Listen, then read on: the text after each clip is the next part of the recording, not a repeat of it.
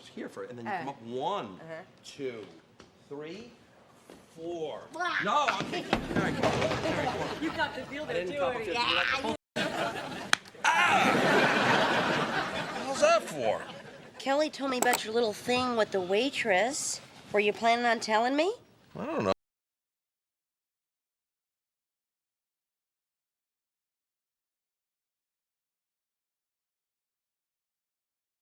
The Hidden Secrets of the King of Queens. Hello, my dear friends, how are you all doing? Today I'm going to reveal behind-the-scenes secrets of the King of Queens that you never imagined. True secrets, the ones only those who were there knew about. Get ready, because what I'm going to tell you today will make you watch the series with different eyes. That series we loved so much, that made us laugh every week, hid incredible stories that are only coming to light now. And if you're a true fan of this wonderful series, subscribe to the channel now and turn on notifications, because every week I bring these treasures from television's past. Don't miss any videos. Let's start with something that will blow your minds. Kevin James, who played Doug, and Gary Valentine, who played Cousin Danny, are brothers in real life. That's right, you heard it. Gary Valentine is the stage name of Gary Joseph Knipfing, Kevin's older brother by 4 years. In the series they were cousins, but off camera they were blood brothers. And there's more. Kevin James's real last name is Knipfing. Kevin George Knipfing. He changed it to Kevin James when he started in comedy. Gary joined the series, making small appearances in the first seasons. But the chemistry between the two brothers was so good that the producers decided to make him a regular character starting in the 4th season. Imagine the luck of these two brothers working together for 9 years. Now get ready for the next secret that will give you chills. Jerry Stiller, that wonderful gentleman who played Arthur Spooner, almost didn't do the series.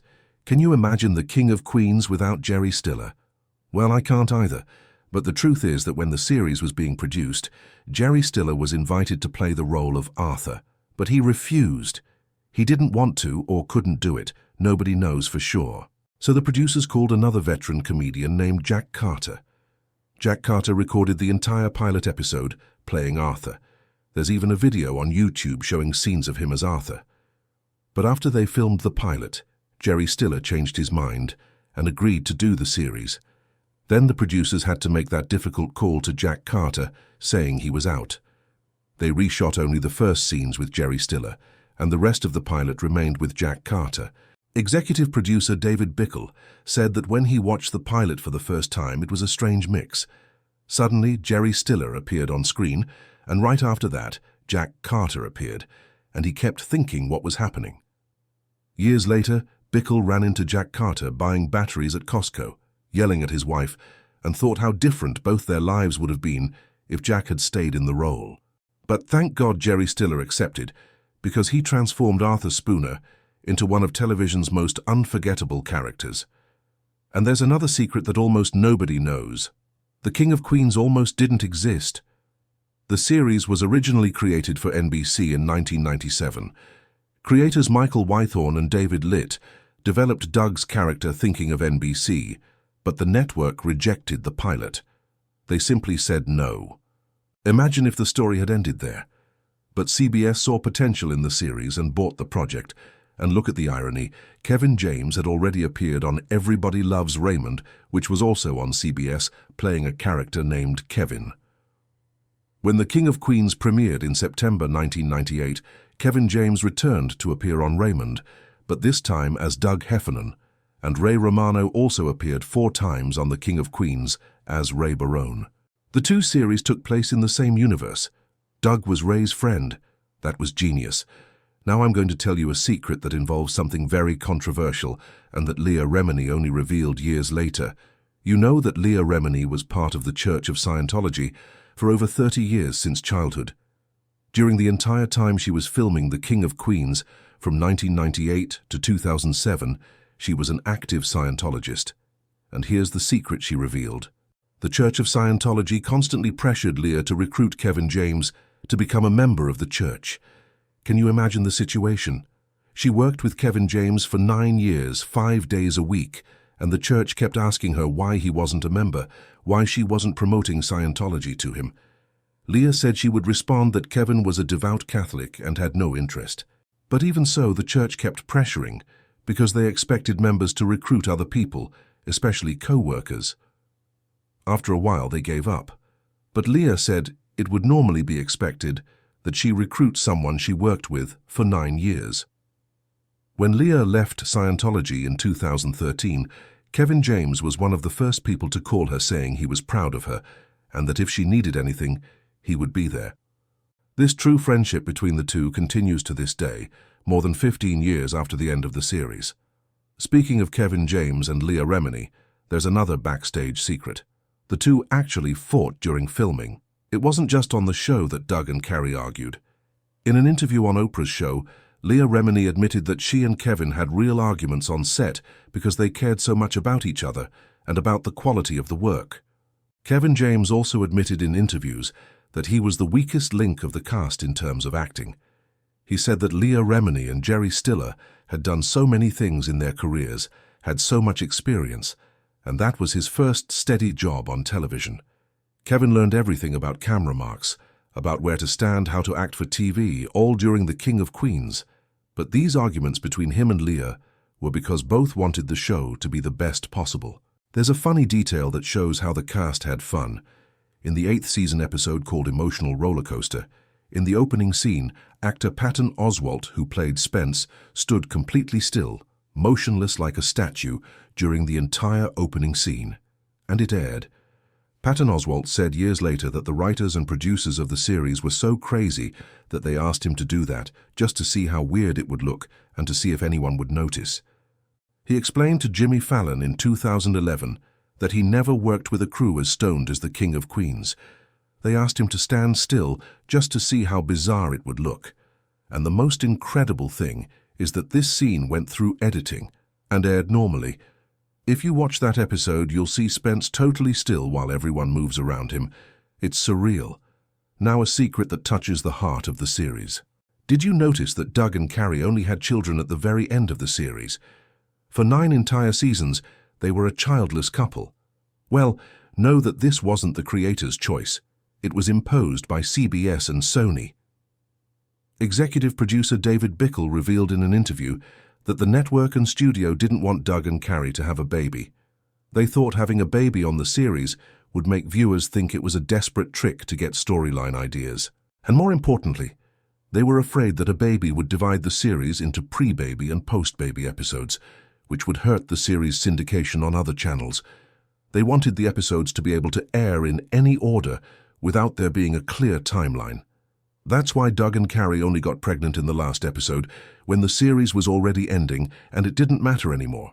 Bickle also said that everyone saw Jerry Stiller, Arthur, as the true baby of the Heffernan family.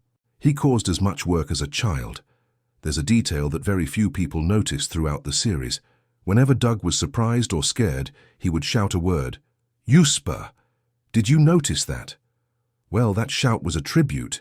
Kathy Yuspa was one of the writers and producers of the series. She worked as co-producer, supervising producer and finally executive producer between the 2nd and 9th seasons. And more, she co-wrote the King of Queens theme song. Kathy Yuspa also wrote scripts for famous movies like What Women Want and 13 Going on 30.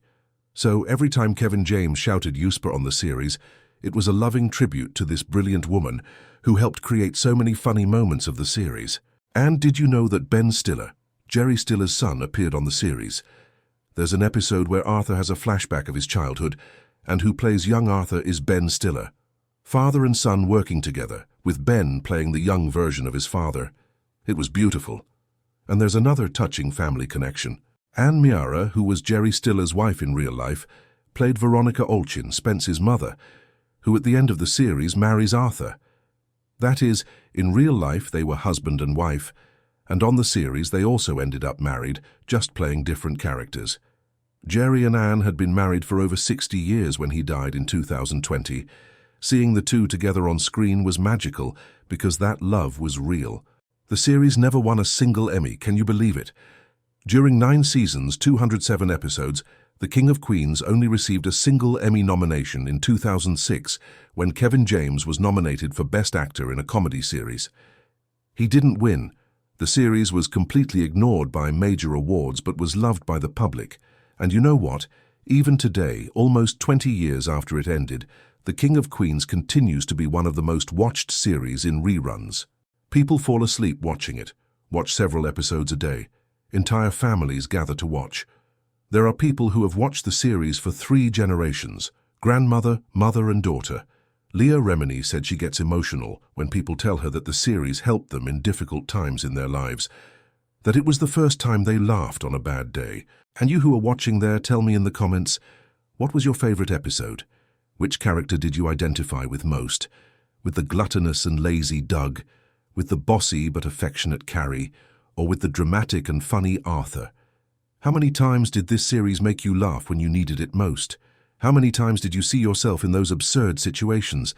The King of Queens was special exactly because of that, because it showed ordinary people with ordinary problems, but always finding a way to laugh at life. Don't forget to subscribe to the channel and share this video with that friend who is also a fan of the series. Every week, I bring these precious memories from television's golden age. In 2021, the cast reunited for a virtual table read of the episode Cowardly Lion to honor Jerry Stiller, who had passed away in May 2020. Kevin James, Leah Remini, Patton Oswalt, Victor Williams, Gary Valentine and Nicole Sullivan were all there. It was moving to see that group together again, even virtually. Jerry Stiller was so missed. He was 81 years old when the series started and 92 when it ended.